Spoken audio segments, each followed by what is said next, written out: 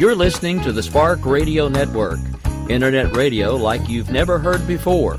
Innovation, creativity, and imagination are all said to begin with a spark. So fasten your seatbelt and take the ride of your life and listen for the spark. In these uncertain economic times, you've got to do whatever you can to save money. One of our biggest expenses can be our cars, especially when unexpected repair bills hit. Not anymore. If you own a vehicle with less than 130,000 miles, is less than 12 years old, has a warranty about to expire, or even no warranty at all, you could stop paying for car repairs. Roadside assistance, towing, and rental coverage are all included. Don't wait for the next repair. Make one free call right now to see if you qualify. If your vehicle is less than 12 years old, has less than 130,000 miles, even if it's out of warranty, paying for car repairs can become a thing of the past. Call us right now and get your car protected before your next repair bill hits. Get protection and no more repair bills. Call 800-696-1030. Again, 800-696-1030. That's 800-696-1030. 800-696-1030. Joe had huge problems with the IRS. I knew it was coming. I hadn't filed taxes since 1990. All the IRS letters coming in added up to a nightmare. It got up to like $68,000. My heart started beating fast. It's like, there's no way, man. I mean, I ain't going to be able to do this. Then they stopped his paycheck. So that's when I started making phone calls and found U.S. Tax Shield. U.S. Tax Shield went to work immediately. They just took the bull by the horns. What blew my mind is he called the IRS right then and there. So why is U.S. Tax Shield A+ rated with the Better Business Bureau? Joe knows. They saved me a ridiculous amount of money. If you owe more than $10,000 to the IRS or state, choose the company Joe chose, U.S. Tax Shield. It was the best decision I made. U.S. Tax Shield is the way to go. Life is good. Thank you, Lord. Call 800-471-3287. U.S. Tax Shield. Boo-rah. Yes. 800-471-3287. 800-471-3287. The internet will never be the same. You're listening to K98Talk.com. Whoa! Good God, y'all. What is it good for? Absolutely. Let's get started again. We will keep this promise to the American people. If you like your doctor, you will be able to keep your doctor, period. If you like your health care plan, you will be able to keep your health care plan, period. This is the most transparent administration in history. Not even a smidgen of corruption. Fact is, we had 4 dead Americans. What difference at this point does it make? If you got a business, you didn't build that. Oh, welcome to the face. Welcome to the face of the new democracy. Don't expect just to admit a mistake. We're paying off election. Keep on doing what you do, Rick. You're my favorite host. It's time to hear the truth about America's biggest challenges. You're listening to America Off the Rails with your host, Rick Robinson. All right, folks. Well, happy Monday evening. We've survived another one. I am Rick Robinson. You are listening to America Off the Rails. And here in just a moment, we will have the one, the only Gavin Mitchell with us of the Gavin Mitchell Show. If you've been hanging around talk for a while, you'll know he's been with us now for the last few weeks. We figured it was about time to get him on live and give him a chance to both to get to know yours truly, but for me to get to know him and also give you guys a chance to maybe hear him for the first time that maybe haven't figured out his show is on K98 Talk yet, because it's only been a couple of weeks. So without further ado, good evening, Gavin. How are you? Hey, Rick, how are you doing, man? I figured why not wait till the caucus started to get on in and get it done, huh? Well, I mean, you know, it's a good TV night. I mean, you can watch Fox and they can have math errors, and it's you know. Absolutely excited to be here, brother. Thank you for having me. Very glad to have you here. All right, so I'm going to do the same thing I always do and put you on the hot seat for the first few minutes of the show. What I want you to do is take a moment, explain a little bit about you, what it is that has brought you to where you are, and what caused you to decide to get the crazy idea that a lot of us have and have started a talk show of all things. So why don't you take a few minutes, just let everybody kind of get to know you and where you are and where you stand on things, and we'll just take things from there. Okay, well, I say we, and why I say we will become very evident as we move through the progression. But We're out of the Dallas-Fort Worth market. That's where we record and broadcast from. Both Ron Phillips and I, he is my executive producer. We're from this area. We grew up in this area, and this is home to us. And Ron has been a family friend for many years. And I don't know, to be honest with you, Rick, what made me do it. I've always been a great fan of Mark Levin and Rush and Hannity and Glenn Beck and just the whole spectrum of conservative talk and just how they built rational arguments. And so for whatever reason, I went and bought a little condenser microphone and plugged it up to my computer and decided I was going to cut me a few segments. And Ron has a background in radio, so I took it to Ron. I was like, what do you think? Well, he played about 30 seconds of it and said, no, I need you to come to the house. I said, well, okay. So I show up at Ron's house, and he has a full studio built in his home in one of the bedrooms. And he's like, get in there and try it. And it was a great sound. Ron and I work great together. We know each other well, both in and out of the studio. And we've just let this thing grow organically. If someone's interested in the show and they want to air it on their network, we let them have it. If someone wants us to do this, we do it. Because what we've realized very quickly is that by taking the platform that we're going to take the facts as we know them, collect them, and then make a sound decision or judgment on the issue based on who we are.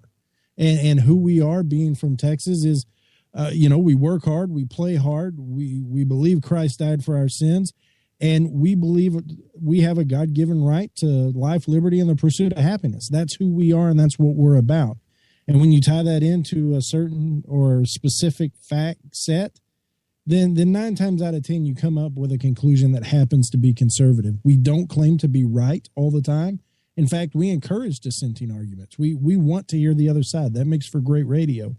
But what I hope at the end of the day is that we encourage people to think.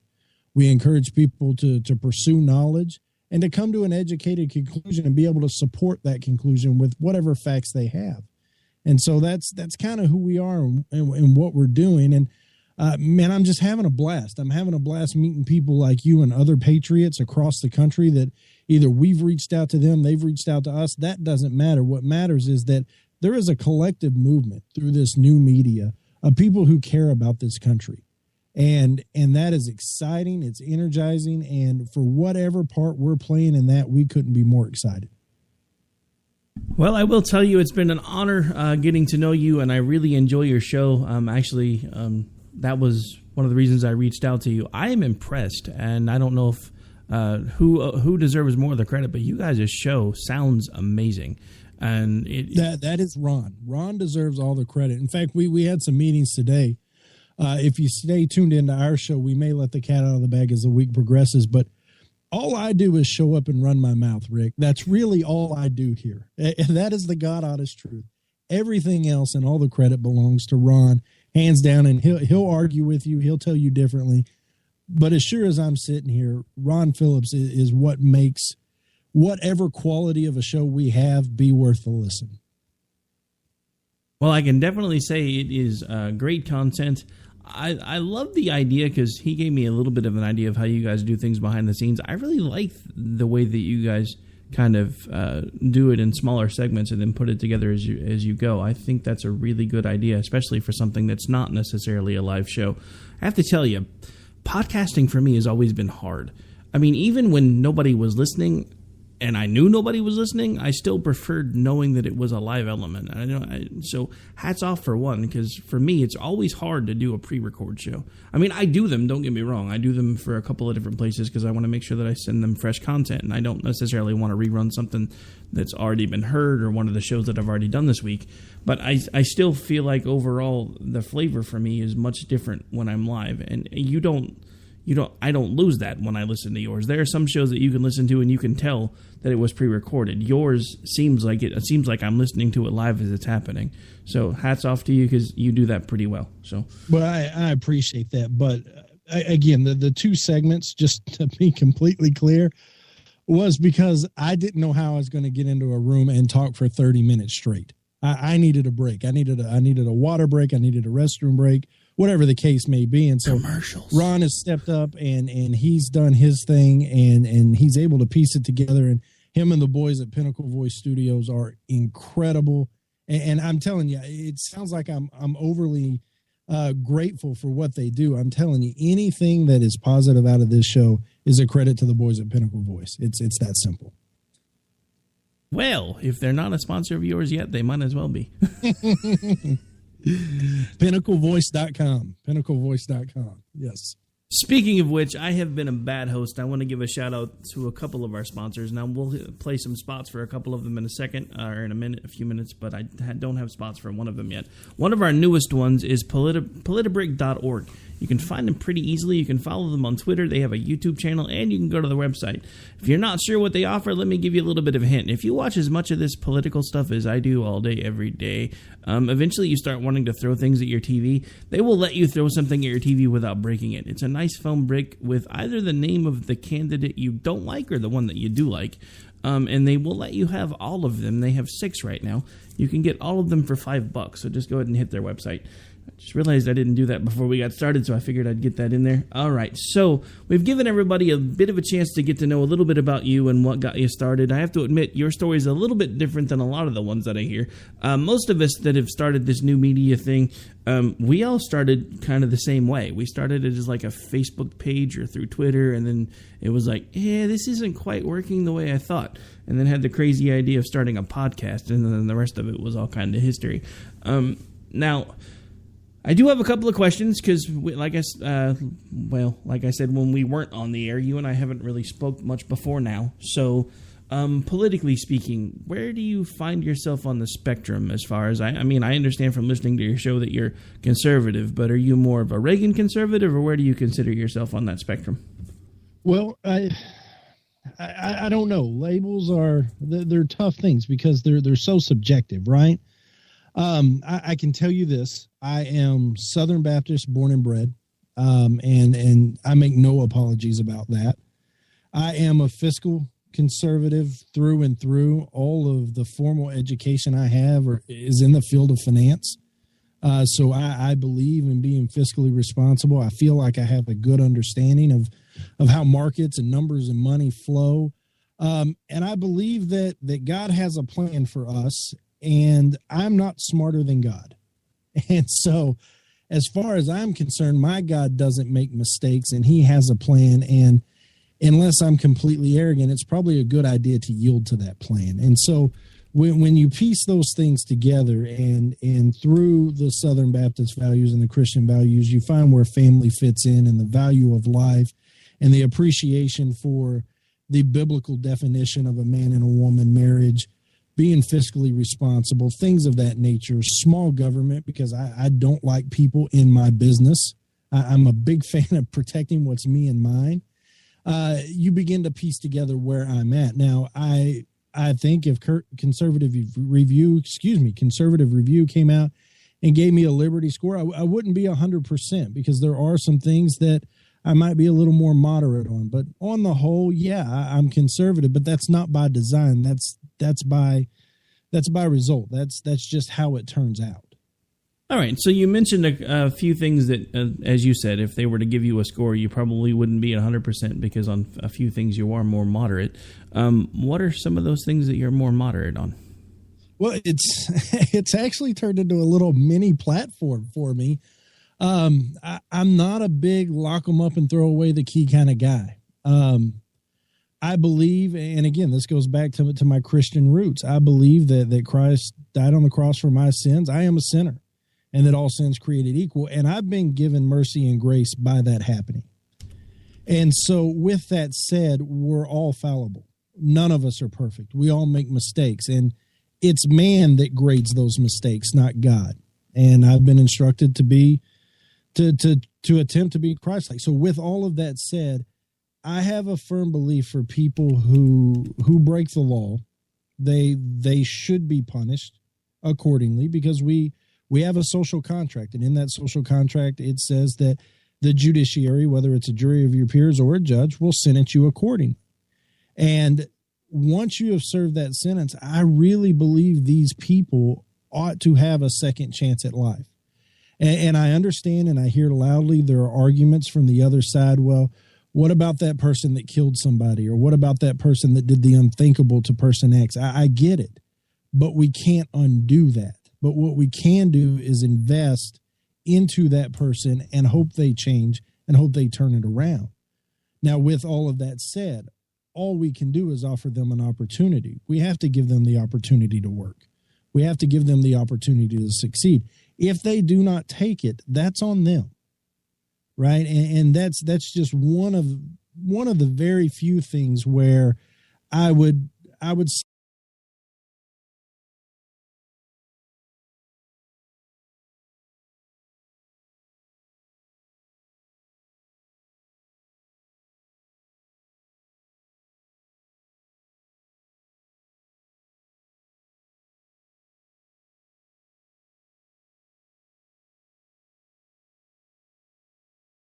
to turn them around and be a productive citizen again after, and this is a big key to my position, after their debt has been paid. And that debt is determined by the social contract, not by you, not by me, but by the laws that are on the books. Well, believe it or not, I actually agree with a lot of what you just said. I think one of the biggest things that I have a problem with in our nation right now is honestly, and this is going to sound weird coming from someone who's a capitalist, but the privatization of prisons, I think, has had a lot more negative impacts than it's had positive ones.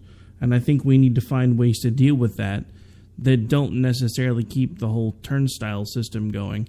And not only that, but basically get it to the point where, because the whole idea of prison when it first started, well, not when it first started, but when it started in this country, was the idea of rehabilitation. I think they've kind of gotten away from that a little bit. And I think it's just gotten to be yet another way that they can find to make money. And I also think that there are things that we need to do differently. And there are times that I do think that we are a little too harsh. I'm not going to be the one that has to decide what exactly it is that we need to do. I just know that in my heart, I feel like there's a few things there that we really need to look at changing. And I think one of those things is the fact that we need to start making sure that we understand that once these people have served their sentences, they were found guilty, they served their sentence, and now they're free, and they need to be treated that way. Because, I have people in my own family that have done stupid things, that now have things on their records that will never go away, and they can't find decent jobs, and they're not able to do this. And it's because they did stupid things, and they understand it now. And I understand the other side of the argument, because how do you really know if somebody's learned their lesson? Well, you don't, but you also have to give them... The way you learn that is by giving them the opportunity to prove it. Trust is earned. And it'll be a one step at a time. But, yeah, the crazy thing is all the work I've done with these foreign felons, these convicted felons, all they want is an opportunity to work an honest job, and they feel like the cards are stacked against them. And it's just, it goes right along with what you're saying. And it's a shame. It's a shame because they've served their time. They've paid their debt. And that it kind of goes along with something that I saw on the internet today. It was a meme, and honestly, it came from someone that I'm pretty sure is a liberal, and it was still pretty poignant. That's actually a friend of mine on Facebook, and it pointed out, that Donald Trump has been able to file bankruptcy 3 or 4 times, and is able to run for president. Hillary should probably have been convicted for 6 crimes by now, if not more. She's currently running for president. If either one of those things happened to a common everyday person, it would be difficult to find employment. Yet these people are in line to run the country. Yeah. That should tell you something. The hypocrisy of politics, huh? It's just one of those things where we really have created our own aristocracy, whether we want to admit it or not. And that was one of the things that drove me to start the things that I've done along the way, is because I got tired of feeling like nobody was listening. And I used to spend all this time listening to Rush and Hannity and Levin and Glenn Beck, and I would listen to them and I'd say, I agree with everything that you said, but you probably should have said it like this. And then eventually I realized they weren't responding to my emails and they didn't really care, so I started doing it on my own. Yeah. They're like, hey, we already found our niches, you go away. Yeah. But yeah, so I don't know if you thought I was going to be one of those guys that was going to browbeat you over the fact that, oh my God, you think we should be nice to people that have been convicted of crimes? No, I've seen it firsthand. And actually, my experience before I started doing talk radio was in private investigations, private security, and law enforcement. So I have seen all of those things from the other side of it, and I also see what our system does. And I don't know if it's by design or if it's basically just one of those things where it's kind of like our government's turned into. All of these things were started with the best of intentions, and look where they are now. Yeah, it's definitely not by design. Anything the government touches morphs into something that is completely out of control. I had a professor in my undergraduate work that used to come in, and he would open class every day with, "The government cannot organize a good game of jacks." And there's so much wisdom in that off-the-cuff comment. Anything the government touches, it just turns into a debacle. And you and I could run a list of probably 100,000 things in an hour that hold true to that statement. And that's part of why the big government has to go. It's got to go. No, I would completely agree. All right, so we're coming up to the bottom of the hour here pretty quick, so let's get in a couple other quick questions, and maybe we'll change gears when we get back. Just a little bit more about you. I know you're one of those guys from us talking that you like to keep your opinions close to your vest, but I have to ask you, what are your thoughts on Trump? I just have to know. My thoughts on Trump. Oh, wow, what a loaded question. Exactly, that's why I asked it. I think he's incredibly brilliant. I do. I think he's incredibly brilliant. I think he lacks tact, and that's a tactful way of saying it. There's no questioning where he stands when he opens his mouth, but it does cause pause for me that this, and I'm sure you've seen it, Rick, the Meet the Press clip that has been circulating about him just a handful of years ago, saying that he was absolutely pro-choice and he was for gay marriage, and all of that's fine. And you'll hear the commentary now. Well, no one has advertised that Trump's a conservative. Trump hasn't come out and said, if you think Trump is a conservative, you're wrong. But he's running on the conservative platform, and his 180 on a number of important issues, at least to a conservative voter, it causes pause for me. Now, that doesn't mean that other people haven't caused me to scratch my head and say, well, hold on. You know, in a great case, just so I don't get more emails saying I'm favoring one side over the other, I'm not happy with this mailer that Cruz sent out, grading people's voting score. And I'm very, very disappointed in that action by their camp. So I'm now fair and balanced, Rick, going back to Trump. Yeah, I think he's brilliant. I think that he's smart enough to know what he doesn't know, and he will surround himself with people that are experts in the field in question if he were to become president. And then that's what a wise man does. If he doesn't know something, he brings in the best he possibly can to solve that problem. But with all of that said, I just don't know that he's the steadfast conservative we may want right now, because the pendulum swings to extremes, and it's as far left as it could possibly be right now. It's going to fall back to the right. The question is Trump enough of that? And how many of these promises is he going to keep? Because he sounds great right now. I mean, he sounds very appealing. How many of these promises is he going to keep once he gets in office? And that, to me, that's the question voters have to answer. Now, I'm about to mention a name that I know you know, because one of the first shows I ever heard that you did was you interviewing him. I have to tell you, one of the people that kept swinging me back around to Trump, despite all of my instincts, was Patrick Fernari. And I know you've interviewed him because he's done his book, The Commoner Sense, the Working Person's Guide to America. One of the things that he keeps bringing up in a lot of his columns, and I've had him on a lot up until recently, we don't talk as much as we used to. I think he's mad at me over my anti-Trump stance, but he's usually one of the ones that will keep bringing up that at this point maybe the country needs a transitional candidate more than they need a transformational one, because we wound up getting a transformational candidate with Obama, and his stance the whole time is we kind of need just a transitional candidate to start pushing us back in the other direction.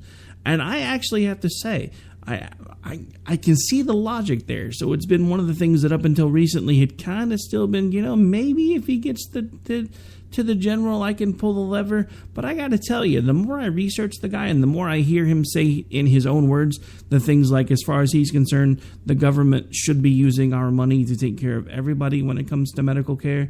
And he doesn't care if it loses him votes because he knows it's not a Republican thing to say, but he's going to say it anyway.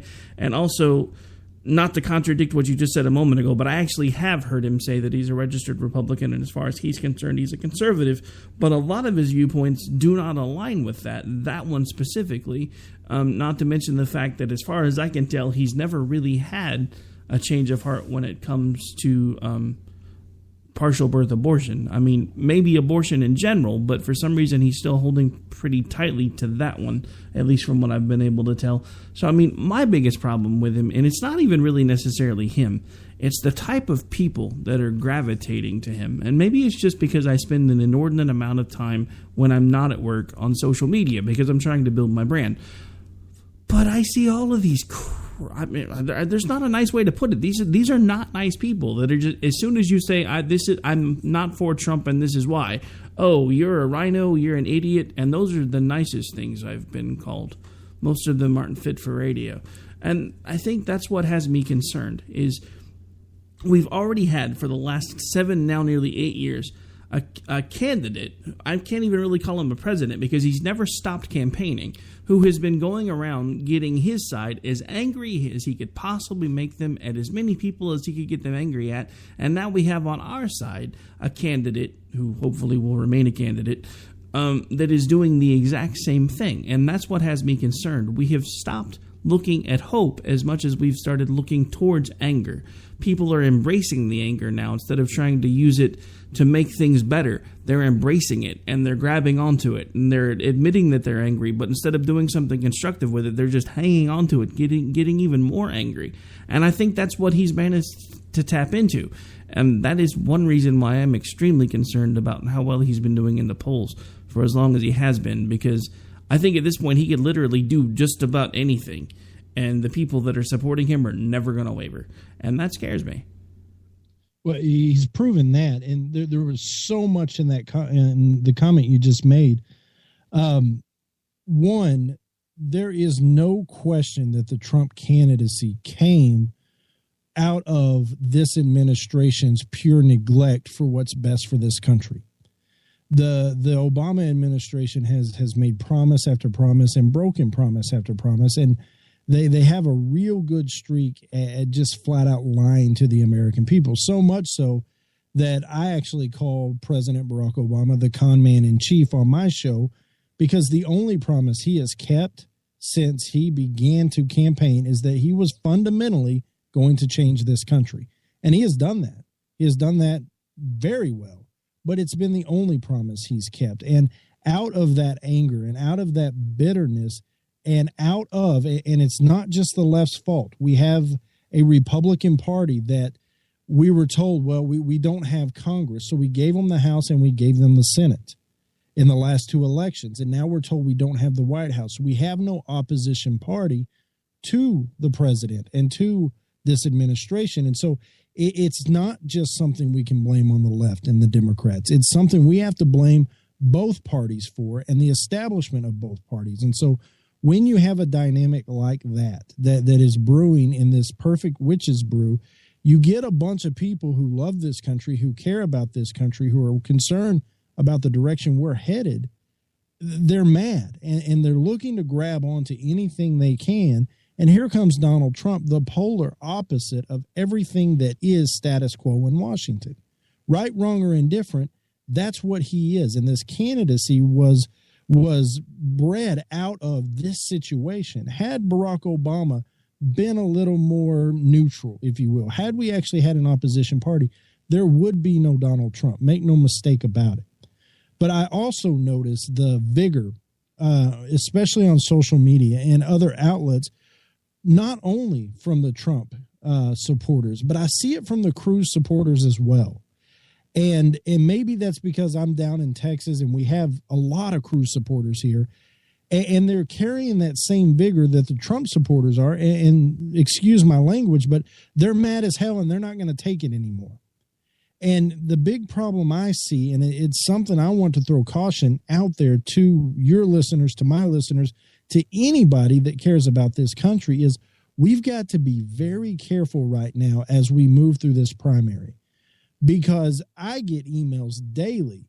Oh, well, I can't believe you support Trump. He's a this, he's a that. I can't believe you support Cruz. He's a this and he's a that. Oh, Marco Rubio's. And they take anything they can, and it's almost like they're looking for a fight instead of basing their opinion off the facts or what I may have actually said. I love the passion. I love that people are engaged in the political process and they're willing to fight the good fight. I love it. But at the end of the day, we are going to have a nominee from the GOP. And when that time comes, if it is not your nominee, we have got to be able to join forces to beat the left. Because if we have another 4 or 8 years that is a continuation of what's going on, I don't know if this country can be saved. And so we are going to have to unite going into November of this year to make sure we get the White House back.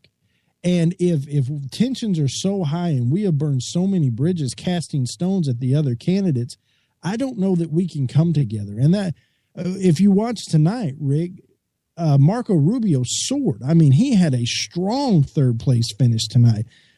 Everybody expected him to finish third. I don't know that we thought he would finish this strong. And the last couple days he's been running on, I'm going to unite this party. I'm going to unite this party. And I think people are starting to wake up and realize that has got to happen for us to begin to move in the right direction come November. And so I know there was a lot there, but I think that is the critical takeaway, that at some point we're going to have to unite as the Republican Party and support whatever candidate it is. All right. Yeah, actually, you dropped a lot there, and there's a lot of things that you've mentioned that I want to get to when we get back. But at this point, we really do have to take a break. This is Rick Robinson. You are listening to America Off the Rails. We'll be right back here in just a couple minutes.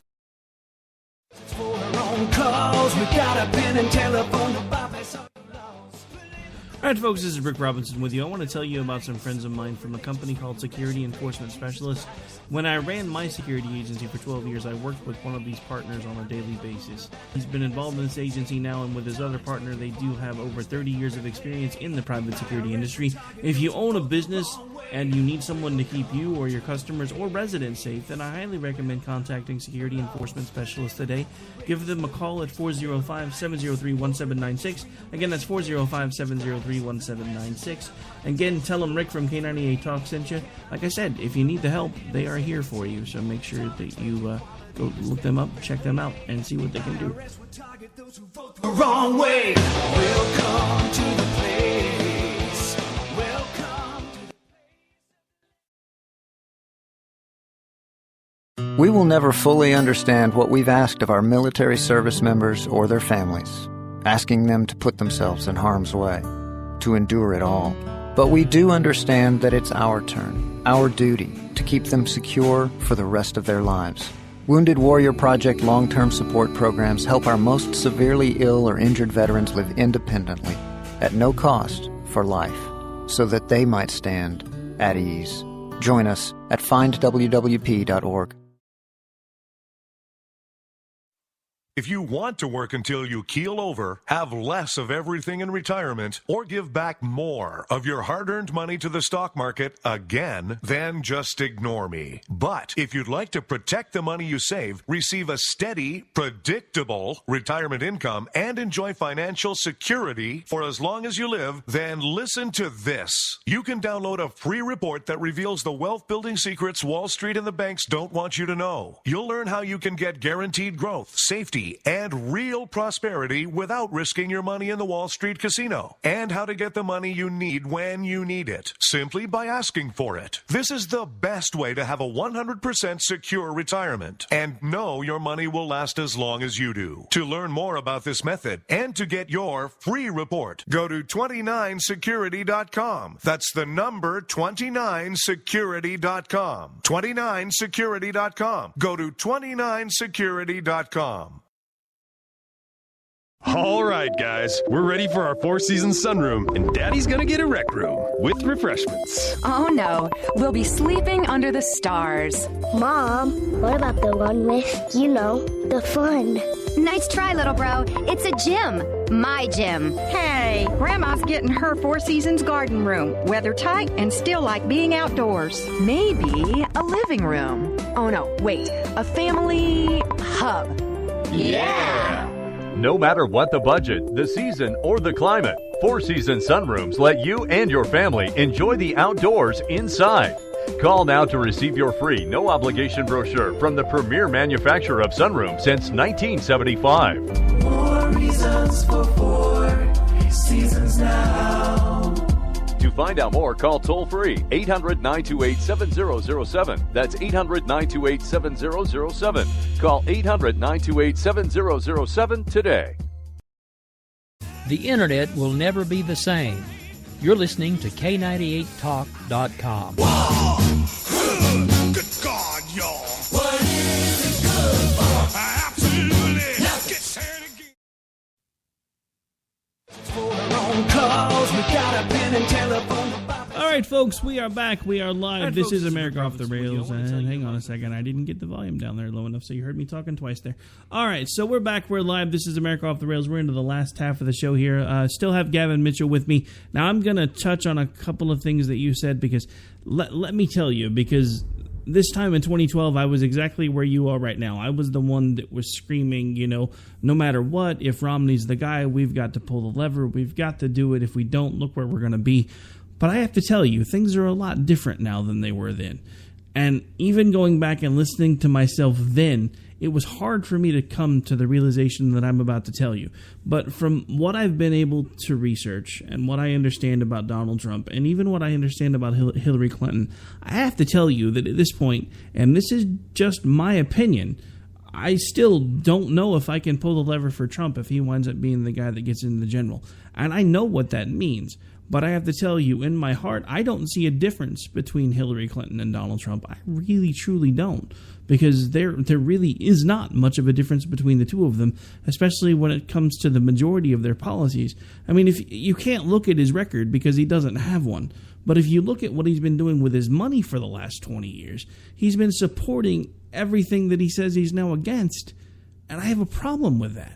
So if he's the one that winds up getting the general, and unfortunately if Iowa was any indication, we're a little closer than I was hoping we were going to be, but I really don't see a way out of this for this, because in my opinion now at this point, especially since everybody's coming to the foregone conclusion that it will likely be Trump and Hillary. I mean, everybody that I listen to that is in any type of media, whether it's print, everywhere else, has already made the foregone conclusion that by Super Tuesday we'll know who we're going to have, and they're pretty sure that it's going to be Trump. And they're also pretty sure that Hillary's the only one that's going to be able to do anything in the Democratic Party, because you and I were talking off air earlier, and Sanders is just too extreme. And I'm sorry, to me, we're damned if we do and we're damned if we don't, with those two as a choice, and I just don't know what to do. That's just my take on it, though. I can understand how you come to those conclusions, and there are some points, some nuance in there that I may not disagree with, but I guess my question would be, what is the alternative, Rick? If it is Trump versus anybody the left throws out there, the felon or the communist, the socialist, what is the alternative? Well, actually, a lot of me and my staff are already considering buying a couple of small islands and just moving off the coast. Yeah, I wouldn't give up if that's your position. And hear me, I can understand how you can connect those dots. I wouldn't give up just yet, because while Cruz did win Iowa, and Iowa hasn't produced a nominee yet, right? That doesn't mean that it's over for Cruz. I think that win was very important for Cruz because there were a lot of personal attacks on Cruz, especially from Donald Trump. Donald Trump threw Cruz everything he had leading up to Iowa. And even with the misstep on the mailer, at least the misstep in my opinion on the mailer with Cruz, Cruz still came out ahead. And what that tells me is that Cruz can navigate the rocky waters. He can He can fight off the personal attacks and still find a way to victory. He's proven it, at least in Iowa. So with that said, come the SEC primaries, Texas is the biggest crown jewel there. There's more delegates coming out of Texas than all the other primaries put together. That is going to be a Cruz win. I'm here in Texas.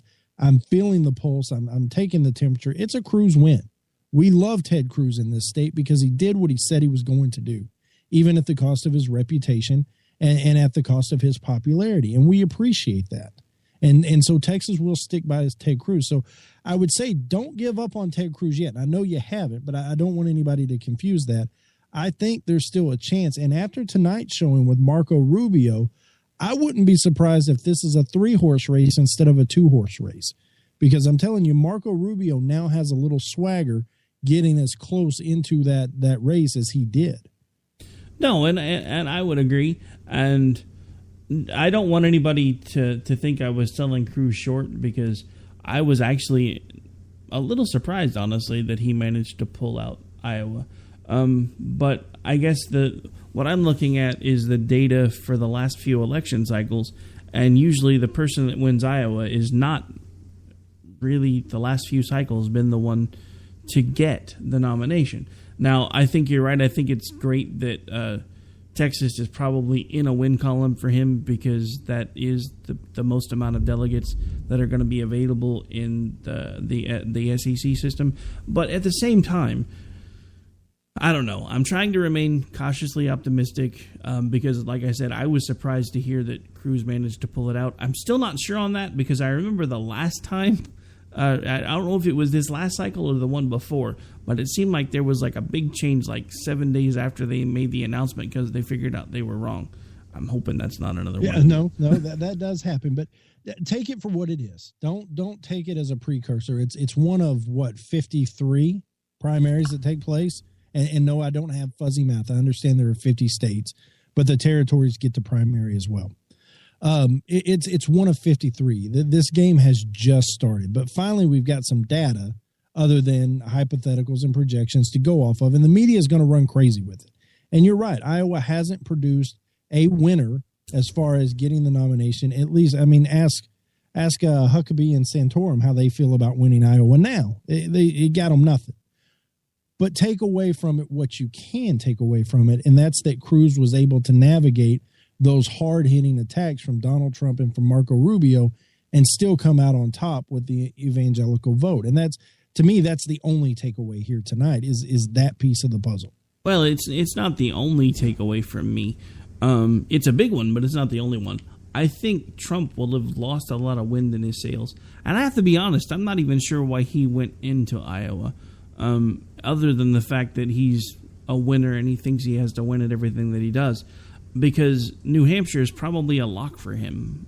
I think I would have been focusing there, because he's lost a step now because he didn't come in first place. And because of the personality type that he is, I think it may actually wind up being reflected and showing that now he's going to realize that he's lost a step, because he's been ahead in every single poll, but he lost Iowa. I think in some ways that actually hurts him because of how far ahead he's been in the polls. So that wasn't the only takeaway for me, because like I said, I was legitimately surprised when the announcement came across that Cruz had won it, because from everything that I had seen and all of the data that I'd seen today, I was still expecting Trump to be able to pull it out. So I haven't lost hope entirely. I was glad to see that number one was not him. But that's just me. No, it was a good win for Cruz, and you know, it's going to be fascinating to say the least. From here to the convention, it's just going to be a fascinating road to hoe. And so I'm buckled up and ready to go. Ain't that the truth? All right, so let's do something a little different for the last little bit of the show. As far as the candidates that we haven't talked about yet, is there anybody that in the debate cycle has surprised you so far that maybe you were pulling for a little bit that you weren't expecting to? Marco Rubio, and I don't know if it's a good surprise or bad surprise, because to me it depends on what day of the week you get Marco Rubio. But what's telling to me is if you'll remember from his times back in the state legislature in Florida, he was the handpicked chosen one. He was the one that they knew back when he was a state senator in Florida was going to be president one day. And he comes up and he comes through and he does great things and the establishment's all about him. And he had a couple missteps that I think they're going to end up being tragic for him if my prediction holds true in that whole Gang of Eight and amnesty flip-flop issue. And it is impressive to me that at least on the initial debates, how good he sounded, how sharp he looked. I thought he may have outperformed Ted Cruz in a few of those. And Ted Cruz is the debating champion of the world. I mean, he's been to the Supreme Court so many number of times, never lost. While he was at Harvard, he never lost while he was on the debate team all 4 years. I mean, the guy doesn't lose debates, Ted Cruz. But Marco Rubio he was a shining star through that. But then as you watch these debates progress, you start to learn that some of these reactions and these answers and these comments they're canned. They're prepared ahead of time because they all sound the same. And it just seemed to me after that and after the amnesty thing, the Gang of Eight thing, and the failed attacks at the other candidates, I thought Marco Rubio, the winds were out of his sails. It just, I was for sure going into tonight, it was a 2-horse race. But somehow, some way, Marco Rubio has managed to pick himself up by the bootstraps and jump right back into this thing. And by jumping back into it, it gives or lends to an interesting narrative. Because if you'll remember the previous weeks up to tonight, the establishment had abandoned Rubio and they were leaning towards Donald Trump because Donald Trump can cut deals. He can reach across the aisle and he can make things happen. He's a businessman. He's all about compromise. He's all about negotiation. And so that was the narrative that we were getting, that the establishment had left Rubio and they were leaning towards Trump. Well, now Rubio's back in this thing. He came firing in and finished a strong third. And so now the narrative that I'm interested in seeing is, where does the establishment land? Where does that support come from and go to? And where does the money end up? I mean, obviously it would be Rubio or not if we're talking Trump, but does Rubio continue to gather the funds he needs to move forward as the establishment candidate, or have they truly given up on him regardless of the outcome of tonight? Yeah, that will definitely be interesting to see. Now, just because I'd asked you the question, I'll go ahead and give you the one that surprised me throughout the debate process. I don't think it's helped him much, and after tonight, I don't know how much longer he'll be in. But the one that I had been fighting tooth and nail, even more than Bush, was Christie. Ever since the gotta hug the president moment, I have been diametrically opposed to Christie. But I have to say, watching him on the debate stage, he was one of the few that I saw that was actually doing it right 99.9% of the time. He was talking to the American public. He wasn't fighting with the other people on the stage. And anytime they started trying to fight with him, all he did was say, look, I've done something you haven't done. I've been the executive of a state, and I know how to get things done. And I think he was one of the ones that was managing to keep himself above the fray. And I don't think he'll be in the race much longer. And it took me a while to get to this point. But I have to admit, I think he actually did a fairly good job at holding his own on the stage. I don't think he managed to get any traction with the American people, but he definitely swayed me. One of the things that I would like to see happen if we do wind up getting a Republican presidency, which, for the love of God, please, hopefully that happens. Otherwise, there may not be another presidency for us to try for. I do hope that maybe, since Christie will likely not get anywhere near the nomination, I think Attorney General might be a good spot for him to land. Yeah, I could see that happening for sure. But that was just my take on that. Now, at this point, we are actually winding down to the last few minutes of the show. So normally what I like to do, because we're down to about 6 minutes before I got to roll some commercials, I usually leave the last 6 minutes for the guest. So why don't you go ahead and remind everybody what it is that you do, where they can find you if they choose to interact with you. Maybe if you've got any good guests coming up in the next few show segments, anything like that. Last few minutes are yours. Well, I appreciate that, Rick. But as far as guests go, I have to admit that we have not worked extremely hard on filling our quota of guests in the upcoming, because we have some tremendous news coming. We've worked on some projects and some things. The boys at Pinnacle Voice Studio and the guys here at the Gavin Mitchell Show have worked hard on a few things coming. So I would ask you, keep your eyes peeled. One of the many things coming is we just rolled out our new website, and you can find us at thegavinmitchellshow.com. We launched this new deal called the Gavin Mitchell Experience, and what we're going to offer with this is it's completely free of charge. You just sign up and you get to go through the Gavin Mitchell Experience. Is we're just broadening our scope. We're no longer offering just audio podcasts. There will be a video cast that comes along with that you'll have access to. And I began blogging lightly. We're going to start looking for people to blog along with us. And if it's a great blog, we'll throw it up on the site for our listeners and our viewers and our fans to enjoy. But that's one of the great things coming. I always encourage people to email me. I love the dialogue. I love the back and forth. Even if you disagree, I would love to hear from you. I promise nothing but respect and the rebuke, as long as we keep it civil. If we don't, then I just cut it off. But you can reach me at Gavin at thegavinmitchellshow.com.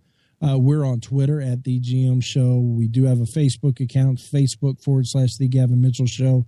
As I think we mentioned off the air, we are making a big push for the Spreaker listeners. So if you're on Spreaker and you could swing by and search The Gavin Mitchell Show and give us a like, that pursuit for the iHeartMedia is big on our agenda, and we would love to make it happen. And other than that, I would just encourage everybody, keep their eyes on thegavinmitchellshow.com and pinnaclevoice.com, because we do have some exciting news coming that I cannot let out of the bag. And there's a few things working. So it's exciting times around here. We're growing like crazy. And at the end of the day, we're just stoked to be a part of a bigger movement, something that's bigger than us. And whatever our place may be in that movement, we're all for it, because we're all about trying to save our country. And if we can just get back to that document that was scratched out in the late 1700s, we'd be okay. And that's the goal. I think that's your goal, Rick. That's my goal. And as long as we can keep moving that direction, we're going to be okay. And so that's what we're doing. We're fighting that fight. All right. Well, yeah, I agree. That's actually the main reason why all of this got started for us. And it's interesting, some of the things that you've mentioned. I hadn't planned on making this announcement yet, but we're actually doing a lot of the same things behind the scenes that you guys have already started. We are redesigning our website that is not launched yet. We will be adding a blog to the website, and one of the things that we're working on is to add video. I'm not sure if I will participate in said video because I have a face made for radio, but there will be some hosts that do decide to exercise that. I'm not sure if Rick, I will be one of them. I resemble that remark. Yeah, well, I definitely know that I resemble that remark. Another big announcement. This one I can make. There's another one that's coming down the pike that I can't really make yet because the ink isn't quite dry on the paper. But starting this Friday, we will start a new segment. We are partnering with Eric Williams from the barbedwiresatire.com. We have a new segment coming called You've Got Mail. That's all I can tell you about that one. You got to tune in Friday to check it out, but I promise you're going to like it.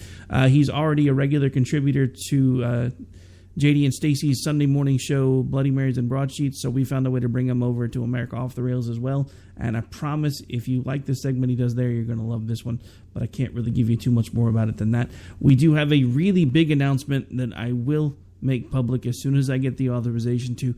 These guys actually managed to catch me right as the announcement was closing, so they already know, but I've sworn them to secrecy, so they won't tell you yet either. Yeah, I know, and you can send the check to 123. I'm only kidding. No. Hey, no, if I was on somebody else's show and I knew that, I'd probably try it too. Hey, just send the money to this address. I'll tell you whatever you want to know. That is exciting news, Rick, and your listeners should be stoked at what's coming their way, because that's fantastic news. All right, folks. Well, that is going to do it for this particular episode of America Off the Rails. I'm your host, Rick Robinson. We've spent the entire hour with one Mr. Gavin Mitchell. I do encourage you to check out his show both here on Fridays, Saturdays, and Sundays, but also on his home website as you see fit. Until I see you, Put down the remote. Get off the couch. Find a way to get involved. The only way to do it is to do it. You got to make a difference somehow.